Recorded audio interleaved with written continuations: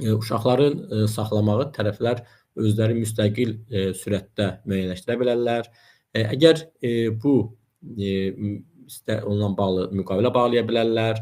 Əgər tərəflər müstəqil sürətdə bunu müəyyənləşdirmirlərsə və yaxud da hər hansı bir valideyn övladı üçün onu saxlamaqdan imtina edirsə və yaxud da alimentlə bağlı razılığa gəlmirsə, saziş bağlamırsa, onda valideynlər bununla bağlı məhkəmədə iddia qaldıra bilərlər. Və bu belə ki, əgər saziş yoxdursa və məhkəmədə iddia qaldırmırlarsa belə, onda qəyyumluq himayəçilik orqanları da xüsusən bu internat məktəblərində yerləşən valideynləri tərəfindən tərk edilmiş uşaqlarla bağlı həmin o müəssisələr də alimentlə bağlı iddia qaldırmaq hüququna malikdir.